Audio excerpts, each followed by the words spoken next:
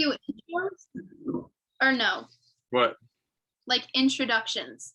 Oh yeah. So let's do an intro. I want to get the production a little bit higher. Production to the podcast. I want to hire somebody to do that. I don't want to do it. I could do it. I could maybe do. I don't know anything about it, but I can learn. Okay. Yeah, I just don't want to invest my time, and I just know that I do not want to invest my time in like there's so many people that are good at video editing. It's like, and they don't really make that much money, and they need opportunities. And they'd probably have a blast making it, versus I would probably. It depends on if it's fun. Like if you really enjoy it, and you have the free time to come up with, creative little, intro and spend time with video editing, and that's what you enjoy, by all means, you can do it. A, I don't know if I enjoy it. B, I don't know if I have time, but I'm kind of interested in it and learning the process. But yeah, we should probably just look at outsourcing. Yeah, I mean, there's some people that are really creative too, and like we both play music, so we could come a little guitar, piano riff, or whatever for an intro, Yeah. Something like chill, and then maybe have a set little thing. I don't know. I'm just thinking about in terms of like, okay, so when I listen to the Plant Proof podcast or whatever, he has this beautiful intro and he's like, hey friends, welcome to the Plant Proof podcast. I'm your host, Simon Hill, qualified physiotherapist, nutritionist, and author. If you're returning, welcome back. If you're new here, like, thank you for tuning in and gracing us with your presence. You know what I mean? I'm like, yeah, I want something super cute and uplifting like that. We could literally just copy. Flat imitation is a great way to skip all of the trial and error. And yeah, people have already figured out recipes and like found good ways to do intros. There's no real need to reinvent the wheel here. If we don't want to. I mean, it's fun to create things and try new, things, but for the intro, I don't particularly feel like I need to put any of my creative energy in it. That much. I think once we create it, we just roll with that. Like, for example, he has the same intro on every single podcast. We could have an outro too. Thank you so much for joining. Time. I've been talking 2 separate octaves. But yeah, I think he has the same outro for everything too. So I think that would be cool. Okay. Also, I'm still thinking of names.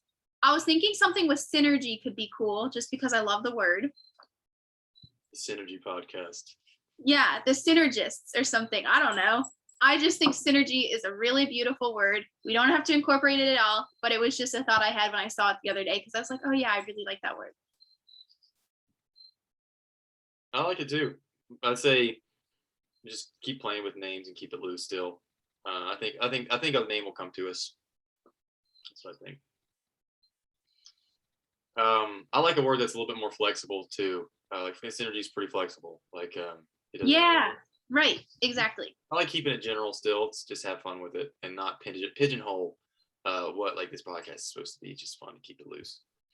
I know that, I think, didn't you say rabbit hole? The rabbit hole? That's still pretty cool. We could definitely roll with that. That's pretty accurate of how these conversations diverge. It's pretty accurate. Serious. He is quite the serious one. Hey, bud. Shh. It's quiet time. It's quiet time.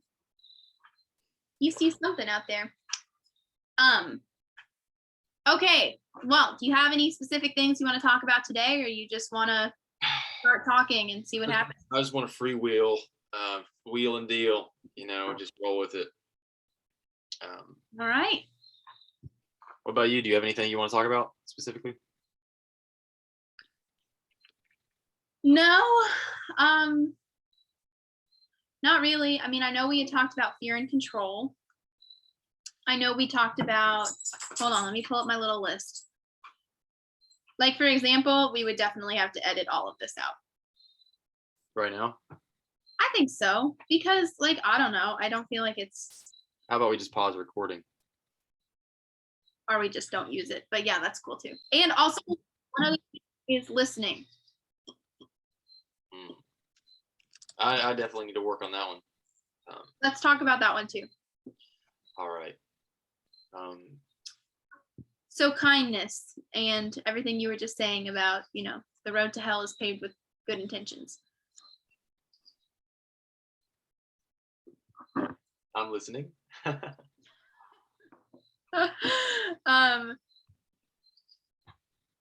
I think kindness can be misused and it can be abused and it can be taken advantage of. And I think that kindness in several aspects is not a sign of weakness, but I think it can become a weakness, especially if it is harming yourself. Like if you are doing things for other people and putting yourself repeatedly out there or not setting boundaries and just giving, and then you never step back. So I think kindness can become detrimental, or it can be kind of a, diminishing return situation. Mhm. And I think kindness, I don't know, I guess you have to start by asking yourself, and not that I'm trying to play word games, but what even is kindness and what does it mean? And what is an act of kindness, especially, and kindness looks different in different situations. I mean, sometimes tough love is an act of kindness, or pushing someone, or saying to someone, hey, I think you can do better than this, or still being supportive and encouraging, but also I think that's still an act of kindness. So then drawing the line between, well, where is kindness, an act of support, and where is it maybe you need to back off? And I don't really know. I don't have any of those answers necessarily, but I think kindness is a very oversimplification of a lot of complex situations. Yes, I definitely agree with that. I was actually having a conversation today with one of my friends. We were drinking some coffee and catching up, and we talked about kindness. It's probably me who slowly diverged the conversation into that. I had to have been, but yeah, we talked about um, like kind of the helping versus enabling, Hmm. a balance, which I love. That's a very very difficult balance to have, and it kind of goes into the same thing that you always love to talk about of the do no harm, where it's really difficult to when you, and also when you said what does kindness mean, I think it stems from the word kin, which is family. So you're treating somebody like family. Kindness, I think that's where it comes from. Um, yeah, I think it's tough to get it right, and like tough love, like you said, lying, like white lies and black truths. So what do you choose? Someone says, "Hey, does this dress make me look fat?" Or like something small. It's like lying to be kind to make them feel a certain way. So it's like kind of protecting their emotions versus just saying exactly how you feel all the time. Like, and then so that's difficult. Like, you can definitely destroy somebody with the truth. Can just be ruthless and not diplomatic at all in your delivery. And you can also hurt somebody by not telling them truth because you Hmm. want to be kind and want to make them happy and you want to make sure that they feel good. And it's like, it's a very emotional, which we are emotional people, but it's like that's a tough thing to get at, is like the kindness versus no. I completely disagree with you. I think you're dead wrong. And I think what you're doing is destructive. And it's like the trade-off between the short-term comfortability versus the long-term detriment that um, of them having whatever idea or belief or whatever it is. That's a balance. And so, like, yeah, are you really being kind by lying to this person to make them feel good, or are you really being a kind person by enabling them because you're maybe just making yourself feel needed? And that's what it's really about. Is Right. you don't have a purpose, which is fine, and you're looking for a purpose, so you pour yourself in other people and make them reliant on you, and then that's how you get your purpose and meaning, and you're actually not doing them that much good. Um, so there's just so many ways to think about kindness and how it can backfire when you don't just think like, what am I actually doing? What's my actual motive? Um, and what's the goal? What's the goal? Like, what am I actually getting at here? Which is so difficult to figure out because we have so many different motivations, and yeah, it's just it depends on the situation, and yeah. Yeah, while you were talking, it made me think of I don't know, the word protection came to mind because I think with a lot of kindness, there's, I want to protect myself because I don't want to do harm. I don't want to hurt this person's feelings, or I don't want to bring a harsh truth to their consciousness. And then also the other flip side of that, though, is kind of, I was thinking of, but picking your battles at the same time. Like sometimes you gotta compromise in terms of, maybe someone is ranting at you with this opinion that you disagree with. And I've had to learn to at times just take a step back and be like, all right, this is true to you. This is really real to you. You're probably not receptive to what I'm going to say and what I'm going to counter.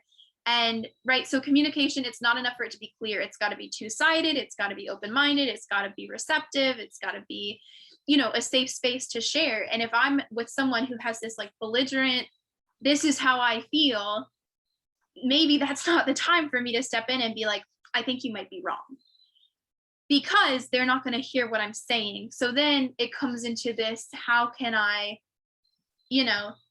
how can I help them hear me, if that makes sense? So that was one situation I was thinking of, and I'd love to talk more about that. Other thing I was thinking of is, it's kind of everything we're talking about, but it's this dance between, not harming and being compassionate and also being truthful. And it really is like, you can just picture the two, like total, um, metaphor and symbology here, but just imagining the two dancing. And it's this waltz of, if truth steps here, non-harming needs to come with it, but sometimes non-harming needs to lead and sometimes truth needs to lead. And maybe you're in a situation like, I don't know, the iconic one that comes to me is, I know that my best friend's partner is cheating on him or her or whatever.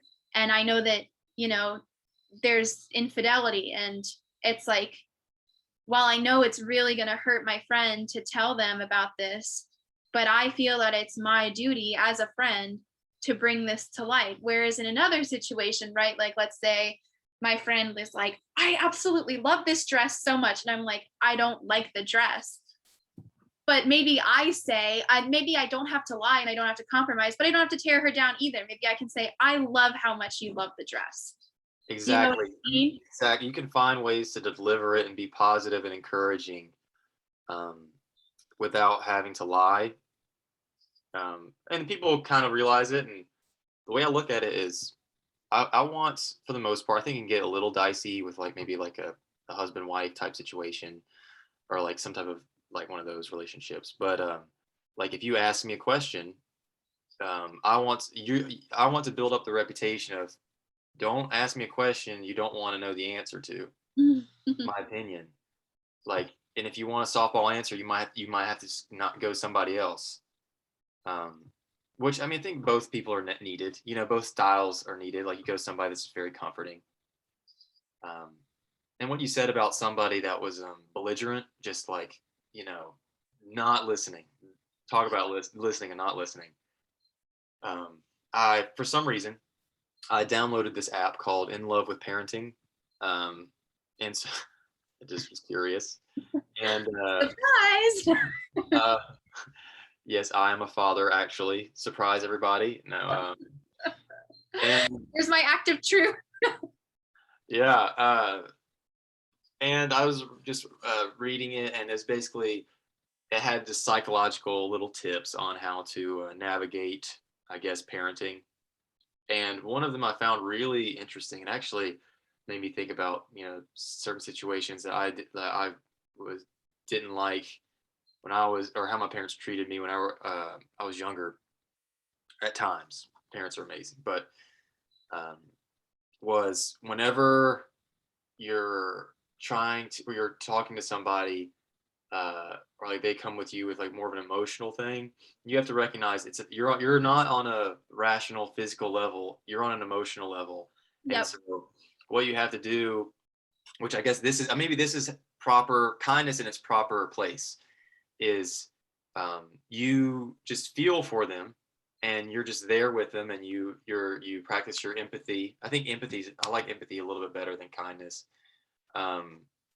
The word, I think they have slightly different meanings, but in this case, be more empathetic and just say like, hey, if you like them, if they're your friend or whatever, and they're still not listening, you just be there for them, try to feel what they're feeling, and just let them get it out, because they're on an emotional level first, and then after they cool down, then usually they're more receptive, because they're like, okay, he or she's on my side, she's not trying to light into me. And it's like, I think they called it siding with the enemy. So when they're in that emotional state, like I'll be in this emotional state at times, I'm sure, whenever somebody is like, oh, well, you should have done this, you should have done that. It's like, I'm not going to be receptive at that time.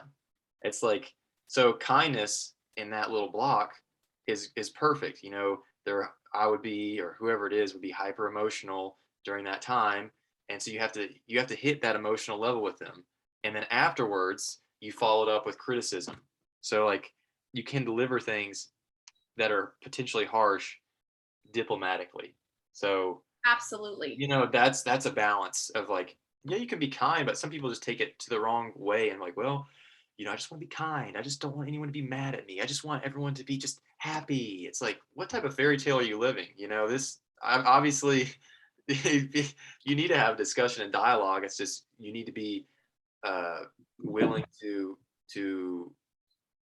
work on that skill of delivering constructive criticism and listening to others, I think. Yeah, I love that example, because this is something I think that I am always working with in some capacity. Like, someone comes to you in a heightened emotional state, right? Like, they've had a bad day at work, they're cranky, maybe they're, they haven't eaten, and then that gets you. That's a big one. Or, you're hangry, or you haven't slept. And that's like, I get there too. I'm like, okay. And I acknowledge it in myself. I think a big part of it is self-awareness. And that takes a lot of commitment, because a lot of people, I think, we're so detached with our own selves and our feelings. Like, you don't realize how much your mood actually fluctuates throughout the day until you take conscious data points, like, I'm feeling down, or like, I'm feeling frustrated, or whatever, you know what I mean? But like, I think that emotions actually become less powerful when we acknowledge them, because they can't gain as much traction, because you have this like interception with consciousness in a way. This is an idea that I've been thinking about lately and playing with, but I think that it actually might be onto something, in terms of, if I'm like at work, or, talking to a friend, and I'm like, I'm frustrated right now. If I acknowledge that, as opposed to trying to like put on the band-aid, put on the act, usually also that just naturally invites more compassion from people, instead of lashing out in a way and being like, like, let's say I call you, or you call me, and I happen to be in a bad moment, and you're like, hey, Ashley, I just want to tell you about blah, blah, blah, blah, blah. And you're telling me about something that I'm like, this doesn't even matter. I'm over here. I got 4 hours of sleep last night. I've been working 12 hours. You know what I mean? Yes. And instead, I'm like, hey, Ben, that's really awesome. I'm so happy for you. Now, granted, there are moments for that, I think, where like, you do play the selfless one, and you do play the, wow, I'm your friend, and I'm going to lift you up, and I'm going to be supportive. But maybe you call me, and maybe I choose transparency instead. And I'm like, hey, man, I got to just be honest with you. I'm really not feeling well. I've had a tough week, whatever, blah, blah, blah. Things are like pretty challenging at work, and whatever. And then you're going to be more compassionate. Whereas if I don't say any of that, and then I'm just short, or I'm whatever, and then you're like, something going on? No, nothing's going on. I'm fine. Everything's fine. And you're like, okay, I know everything isn't fine, but now I don't know how to push. And now you're in this weird, like, I don't know what to do, because it's complicated. Human interaction is so complicated. But I think that, right. And then also acknowledging, this is a big thing. And I love this metaphor. And I think I might've talked to you about it before, but imagine I, as a human, am going up into a tree, and 2 dogs are chained to the tree. And one dog is barking and growling and showing teeth, and it's lunging at me. And another dog is just curled up, my Sirius, if you will. And he's into the corner, shaking. He's scared. He won't make eye contact, whatever. Okay. I'm more afraid of the dog that's lunging at me, but they're both expressing fear. They're both afraid. It's just different ways of communicating that fear. And so now I think that you can really apply that to humans. Whereas if someone's really coming at me or is like yelling or is really upset, I'm like, okay, you're expressing something and it's probably not even what you're feeling right now. This is probably deep rooted, right? Not that I'm like sitting there always psychoanalyzing, but I kind of am. But I'm like, something is going on here that you're expressing it this way.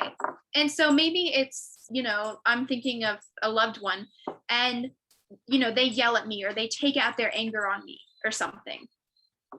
Now, maybe your visceral reaction is, I'm gonna fight back. Why are you treating me like this? And you want to like get into it too. And then that's how fights escalate. And and that just doesn't help anything. You can't fuel a fire. Don't throw more wood into the fire. You know I what don't I know mean? though. It feels really good.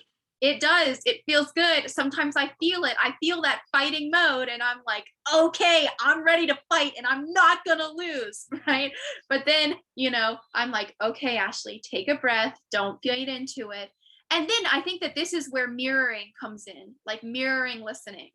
So if someone's like, blah, blah, blah, blah, and you're like, yes, you're frustrated. Oh, that is annoying. You know what I mean? And like, you're agreeing with them without really saying you're agreeing with them. You're just mirroring what they say, but it feels validating to them and they want the validation. So you give them the validation without really contributing to the fire. You know what I'm saying? Like, you're not like, yeah, that's so wrong. And I hate her too. And you know what I mean? You're like, yeah, that's frustrating. Wow, I see that you're feeling annoyed or whatever, or you know what I'm saying? So I'm totally going on a tangent here, but ultimately what I'm communicating is you can mirror and you can still make someone feel validated, or you can choose not to respond. Silence is also very powerful. It's a powerful tool. I mean, it's not always the right tool, but it can be powerful if someone's trying to provoke something and you just respond with silence. That's a good way to go. Silence is sometimes I don't know what to do right now, so I'm just going to sit and listen. And usually that's what people even want. Maybe they just want to feel heard. But then, like you said, after the heat of the moment, when emotions have died down and maybe we're back more in a rational state, saying, I didn't really appreciate how you treated me earlier. Or I didn't appreciate that you took your frustrations out on me. Or, hey, maybe let's not escalate to that point. Let's try to before we reach a 10, let's turn the volume down at an 8. You know what I mean? Like, rather than reaching that full. But like I said, I think that takes a lot of self-awareness and introspection and like being honest with your own emotional states, your physical states, your mental states. Like, yeah, if I have a headache and I'm hungry, I'm going to be more likely to snap than if I've gotten 9 hours of sleep and I just ate a huge lunch and I feel good. Or if things aren't working or whatever, then you get more likely to snap. And then sometimes I think that can be a good place to preface. Although I'm not so sure about my example I said earlier, where you call me and you're like, hey, I got to tell you about this awesome thing that happened. I think that in that case, I would probably, but that's just my own response. Like, that's just me being like, hey, I can put myself aside right now to share this moment with my friend. Yeah, I think sometimes you have to be a good soldier. And that was a little thing that Tim Ferriss said that I liked, when he's like, yeah, sometimes you're not feeling it, but you just have to do it anyway. So like, the idea of being a good friend. You laugh when they cry, you cry. They are celebrating, you celebrate. It kind of is mirroring, like you said. We actually doing the community group thing, and so every week we talk about something. So last week we talked about, what is a community, and today they talked about what is a friend. Oh. And so, which is interesting, because whenever I look at somebody, I don't look at them and say, do they have friendship qualities? Like, I usually say, do they have a character? Do they have good character as a person? So I look at it like very individualistic, which is, so I was like, okay, what are the qualities of a person that I think is respectable and what I strive for as well? And so I'm like I think hardworking, diligent, honest, man of your word. It's like, and then the words that they concentrated on today were like empathetic, sacrificial, kind. Like, they were much more forgiving. They were like relational, more so than like hardworking. So I thought that was a really good little perspective shift for me. of thinking about people as not just as standalone individuals, but also how they interact with others, which is a part of being a good person, but the focus is slightly different. Oh, that's a tough question. So what is a friend? Like, how did you arrive at any conclusions that you can share? Um, yeah.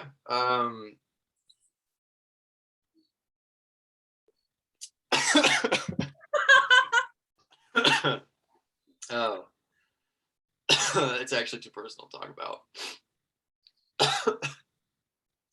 I'm choked up. No, I just coughed on that tea.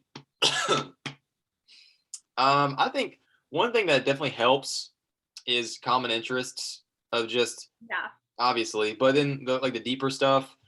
I love being around Oh, people I that are. wasn't blowing you off. I wasn't like, duh. I mean, just yes, that's I think, that's how so many people meet and then you bond because you have common interests Yeah. and you can continue. I love the people that are people of their word. It's so important to me.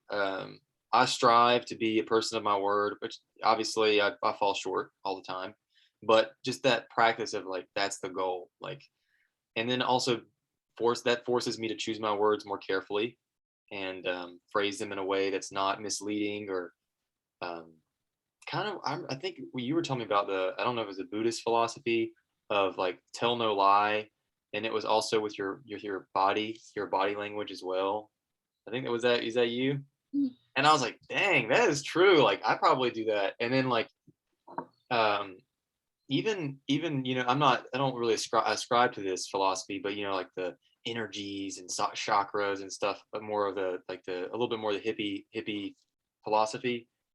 It really is a good lens to look at though, like of like what am I broadcasting? Like what's my energy right now? It really like what's the vibe, if you will. That is really useful. And so when I start thinking about like what do people broadcast, it's like there's this one guy at the gym. It's just like he brings great energy like consistently, and it's like when that's your focus, a lot of other stuff kind of doesn't matter as much. Like with your words, it's like you can broadcast a lot just with your body language and energy, and the words don't become as important. So I find myself becoming more semantic, and I'm like, oh no, you didn't say that. I'm like, okay, I understand what they're saying. They represent it in other ways. I think for me at least, gosh, it's so hard because so much goes into like determining person's character. Their words, are they reliable? What energy do they give off? I mean, right? I think energy is totally real. There are just some people you vibe with, and there are just some people or some situations that you just get that gut like, something feels strange here. I don't know. I don't have a word for it, but I know that I trust it and I trust my gut. But there's this sign that I want to get from my home actually, and it says, please be responsible for the energy you bring into my home.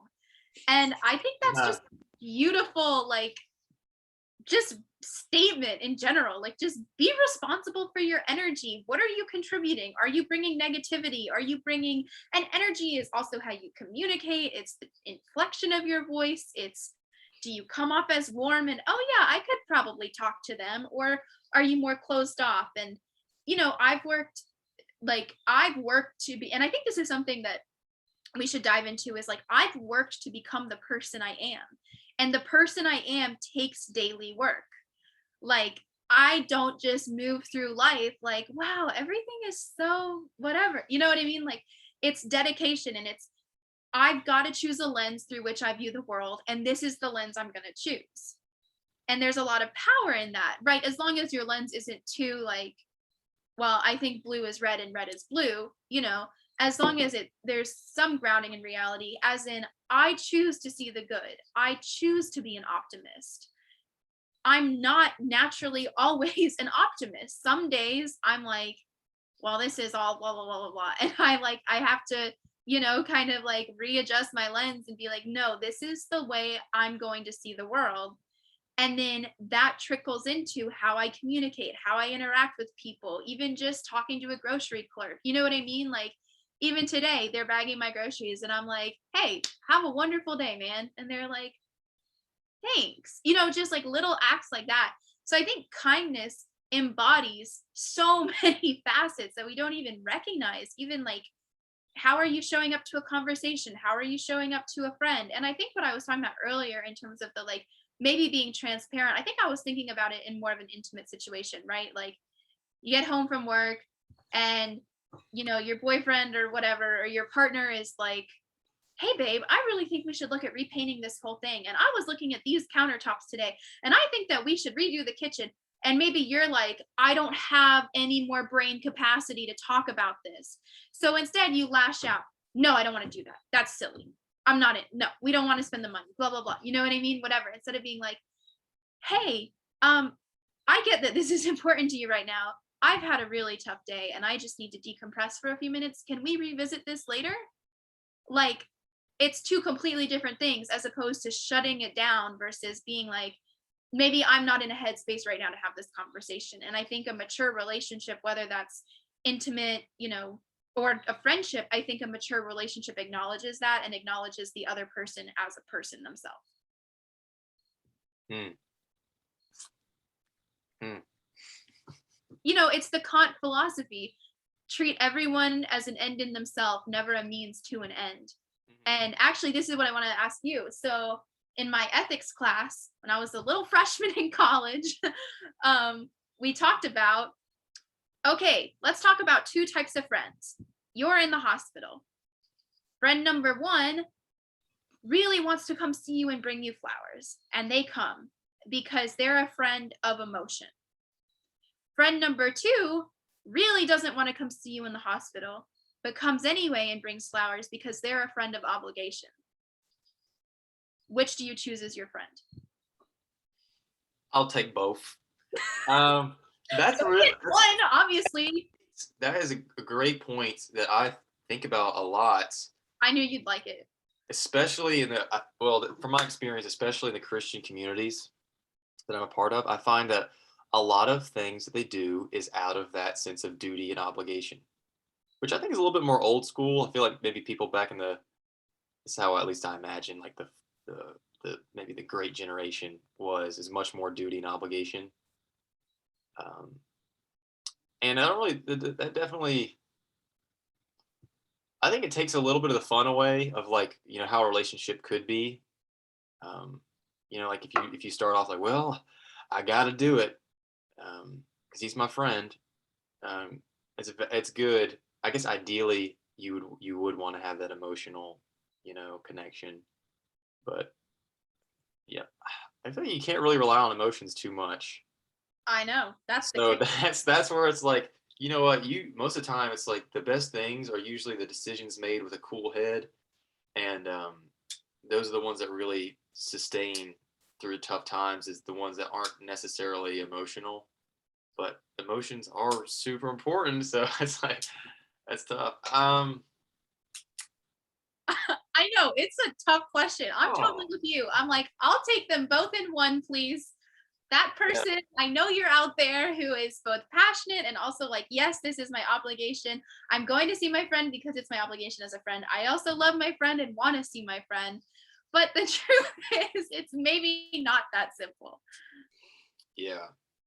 I like the idea of like just the established role of like it does make life simpler when you just have like certain obligations, but there also lacks that sense of love. um I guess it is a form What of is love. the obligation? A sense of love. Yeah. It's then you have to define love, and if love is an action, then it's okay, well, they both are showing love. I don't know. It's a great question to get the mind thinking. I like that one. I don't know. I don't have an answer. Because I I've tried. mean, I've tried to steer away from duty and obligation actually. Um, so I feel like you can get into a lot of nasty relationships based off of duty and obligation potentially. Like I'm mainly thinking like boy like man woman relationships of like feeling like you have to take care of somebody, and that obligation could be, I guess, codependent more so. um, I think if thing it's I feel like if you have an emotional response, it's a good sign that you're in a healthy relationship. If you're emotionally attached, um, you're emotionally connected. Definitely, that's definitely something to go for, because you're really saying, do you want a friend that is like more emotional, or do you want a friend that's more like, these are the roles I play. I've decided to be a friend. What he's done for me, and this is what I choose, and it's a decision. Versus somebody that they just can't help, but they just want to bring you flowers. It's oh, that's good. I like that. Well, like we were talking about, we want two in one. You want the BOGO, if you will. I in that class, I was going back and forth with myself. Does it exist? And I think it does. I think it totally does. I think I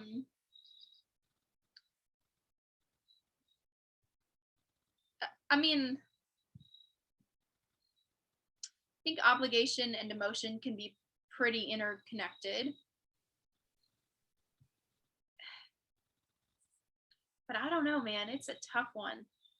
I think this is I haven't never been in a relationship that's been long enough to really like just go through that big ebbs and flows of obligation versus emotion. But I imagine if you're spending enough time with somebody, you just learn what they really appreciate. You learn what they like, and you just do it because you know that's what they enjoy, and vice versa. So in a sense, it's like this is what I imagine for a lot of guys. It's like they really don't like out of the bottom of their hearts just can't wait to give their girl flowers, but they know that they really appreciate it. So out of that, like, yeah, they like it, I'm gonna give it to them. So rather than, I just want to express my love with these beautiful flowers, and here's the poetry I wrote to you because I'm just overflowing with these emotions towards you. It's like very romantic. It's very romantic, but how many guys really feel that way? It's probably more like, she really likes flowers. That'd probably make her feel really good. I'm gonna go get her some flowers. I can get a little card. That's probably what's going through a guy's head, to be honest. So it's like the idea of just doing things that somebody likes because they like them, and I guess that's kind of what it is for the whole 5 love languages thing. Is you have to recognize that other people are different, and that you do not feel the same way towards certain things that they give you, and vice versa, and you just have to meet them where they're at, even if that's not how you express your love for them. But you just have to go out of your way to show whatever love language that they like. So maybe obligation is better. Well, that was the conclusion that I ultimately came to as a freshman. I'm still a little undecided, but I think that that's really interesting. Well, I think the 5 love languages is definitely onto something. I think it's really important to understand how you give and how you receive love, and how other people give and receive love, so that if yours is gift giving, like, right, my love language is not gift giving. That basically was a 0 for me. But I know people in my life who gift giving is their abundant love language. So even though to me, I don't feel necessarily loved by receiving a gift, I can look at that person and be like, I know this is an act of love for you. And then that makes me feel loved. But then again, that's taking a lot of mental work on my part, in terms of like what we were talking about, scanning your internal states, choosing when to turn it off for the sake of, being a good soldier, choosing when to vocalize it for the sake of preventing an argument or whatever, you know what I mean? And so I think some of it really does rely on being cognizant and cognitive, if you will. But yeah, so what you were saying about giving flowers, so maybe it's not that you love giving flowers, but you love how you're going to make the person feel when they get the flowers. So then, is that an act for them, or is that an act for you, or is it both? Well, I think you're using the flowers as a means to an end, not an end of itself. Not That's what I'm saying. I'm like, is there an ulterior motive? No, I mean, definitely. Guys can definitely. I think Jordan Peterson said it brilliantly. He said he talked about instrumental language, and he talked about pickup artists and how it was just psychopathy. What they were doing, it was strictly using language as a means to an end to get women to sleep with them. Yep. And you can use a flower as an instrument as well, to try to get what you want out of a woman, whatever. um, and so that's also, I mean, it really depends on the intention. You can easily use things to manipulate people and get them to feel a certain way, so then they're feeling a certain way, and then you can get what you want out of them, whatever that is. People do it in sales or like business, or get the emotions going, get them feeling good, and then you hit the corner, and you make a sale or something. It's so it just depends. It just depends on every. I think it just, yeah, on every situation. So how do you go about figuring out someone's intention? Or Yeah, I think we briefly talked about it last time, but so I might change this up. I'm kind of working on figuring out the best ways to present myself and kind of tinkering with it. Um, Kind of the balance of like, I want to be kind, but not like, too much of a Mr. Smiley where, people feel like they can say anything they want around me. You know, like if you, I'm like, I don't so what my strategy recently and in the past is I just keep my cards very close to my chest. I don't really give them much feedback on what they want me to say. So if they're a pleaser, oftentimes I will try my darndest to keep my to where they can't read me as much. So I just, if they make a joke and they kind of look at me, like I don't really give a yes or no. I just kind of like, you know, like that, and so they don't really know what to keep saying or what to hold back on. And I just kind of, usually time reveals some people's characters most of the time. Just kind of wait out, and you can see. The main thing is seeing them in different situations and settings. I feel like that's the main thing. Seeing people in different environments. Um, you know, um, yeah, yeah. so how do you determine if someone's a pleaser? Um, they Walk say, me through. You're talking to someone and what's going through your mind? Like, or they're uh, looking at you like trying to make you laugh and you're like, I'm not gonna laugh because I don't want to give them the bait.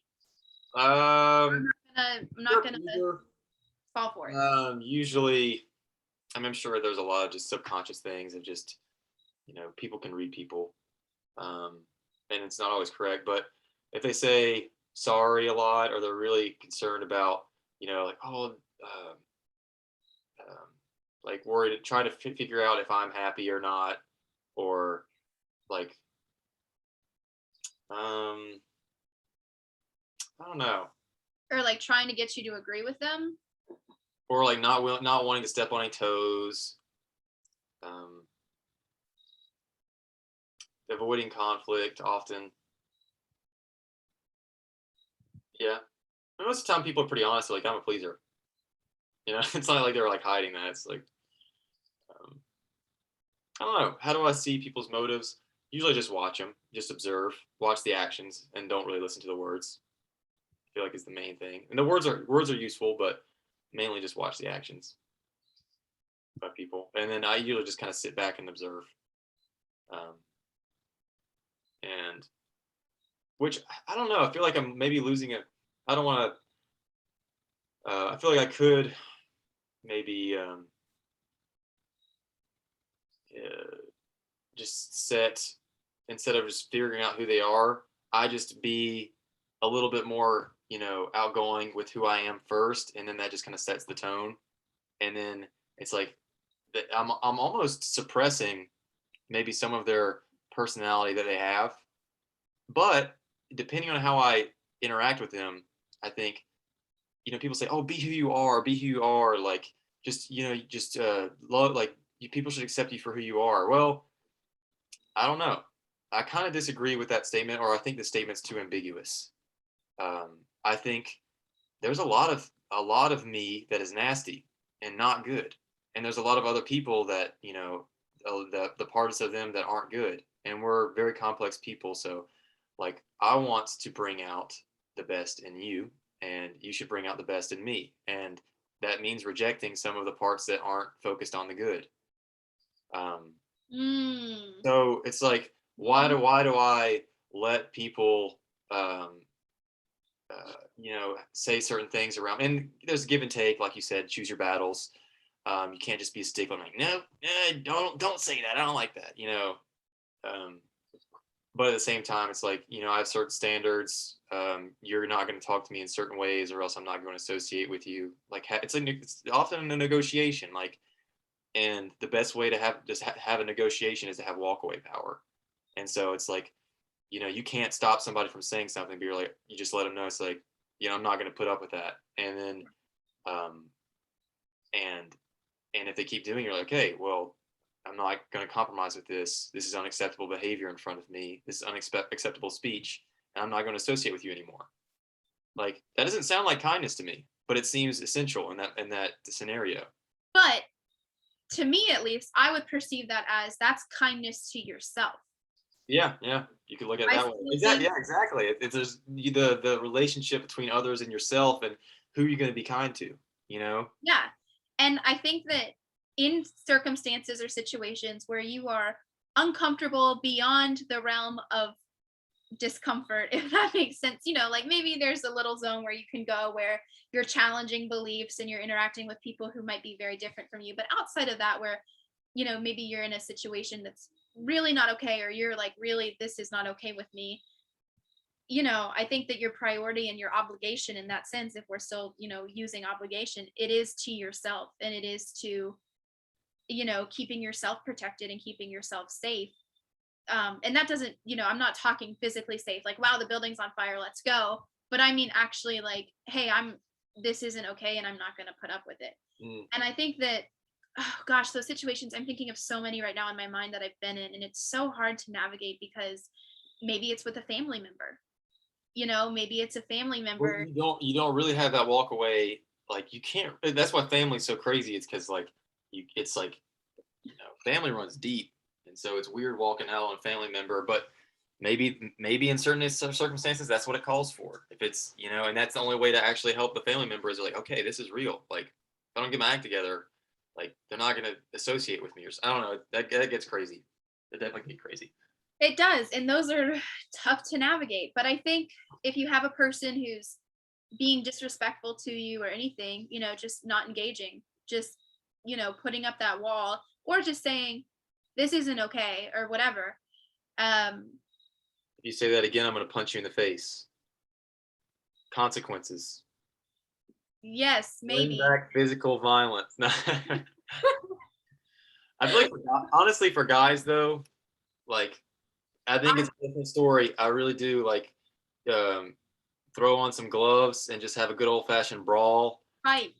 and then I feel like that is simple, but I think just being a little bit exposed to the martial arts, and like, um, I feel like that's just a satisfying way to solve. I mean, obviously, depending on the situation, you can definitely take it too far, but good, like, fair fight of, you know, Meet me outside type thing. test me outside. Yeah, yeah. um, I think that it is tough though in a lot of situations to know which avenue do you take. Do you take the kindness to myself? Do you take the I'm going to be compassionate to you because even though you're expressing it in this unhealthy way, I know that it's just you're expressing something else that's bothering you. And if you would just be forthcoming and tell me what that thing is, I'm going to have more compassion for it than the way you're taking it out. However, I know at the end of the day you're expressing the same thing. And gosh, I mean, I think for me at least, I typically tend to choose the compassion side. Now, granted, I definitely set a lot of boundaries. And I think you can also kind of really steer people the way you expect to be treated by how you treat them. Mm. Kind of a lead by example thing. Now that's not going to say that it's going to work 100% of the time because nothing is 100%, but you have a commanding presence and you speak, kind of unapologetically. I mean, I think that self-confidence definitely is exuded. And I think you can tell when someone's confident and when they're insecure. And obviously getting on the border of confident versus cocky. And obviously cocky is insecure. So I think you can I don't know. I think for me I'm getting better at figuring out if someone's confident or not. And I think that then gives me a lot of information. Hmm.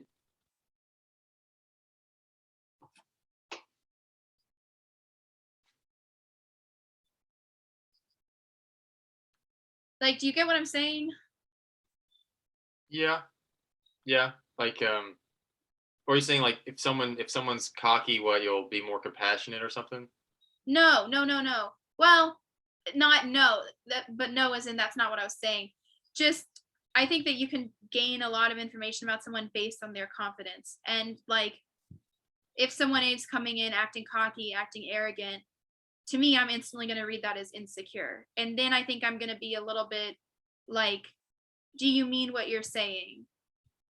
Some people are delusionally confident though, where they genuinely believe certain things about themselves. So it's But I like think that's a similar situation. I don't know. It's like they're not insecure. They're literally just have a inflated ego and they think they this they're the man.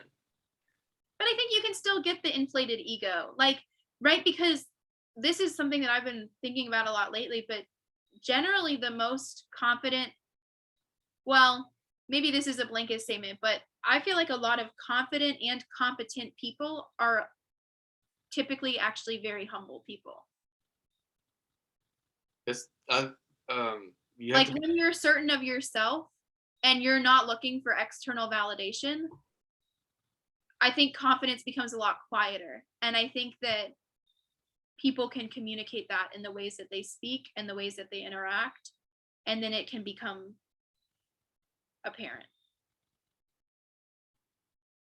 you have to be the fool before you can be the master. And so if you're humble enough to be a Gotta be the fool. if you're humble enough to be the fool, then you're on the right path to becoming a master. And whenever you bring the ego in, you stop becoming a student. You start becoming you start thinking that you're the master. And a lot of things, especially life, is you're never really arrive. And so whenever you claim that you have arrived, usually your learning stops, and you stunt your growth. Absolutely. I mean, I think there's a lot of power in admitting and being comfortable with saying, I don't know, or I don't know. Because I think that, you have to acknowledge that your knowledge itself is, maybe not there. And also being okay with that and admitting it. And I think it's so much better to admit, I don't know, than to sit back and act, you know, and give these maybe roundabout answers that you don't actually know what you're talking about. Yeah. But Also, then there's that motto, fake it till you make it. that also works. People, yeah, especially with like first impressions, and that's a lot of business interactions go. Like startups just lie and over promise and just fake it until they Under deliver. Yep. fake it until they get sponsors and people that are willing to support, and then they really just don't have anything to show. But because they faked it, they end up pulling it together at the last minute and delivering a product that would have never happened if they hadn't have sold this fake confidence. So I think different worlds have different rules, and some worlds, like I feel like especially the business world, faking it can be really really valuable to getting things pushed. But then I think like the world of just like day to day life and interactions, I feel like you're better off not faking it. Um, But then, right, so let's say that we spend a third of our day at work, then will that start seeping into your daily interactions? yes, I think so. So then they don't really become separate. I mean, like it just depends on the job. I think probably it's more like the type of person you are determines what type of job you pick first, rather than the other way around. But you That's can get influenced the other way, where you pick a job and it kind of slowly changes you. Like, but I feel like it's more the other way around. Like, you choose a job based off of your personality more so than you just get put in a job and it changes you. Um, I feel like that's more accurate. yeah. But I think the job does affect you in the way you perceive the world for sure. I mean, it's a third of your life, so definitely going to affect you. Yeah, I said we go ahead and wrap it up. Yeah, I think that was good. I like that conversation. That was a good one. Over and out.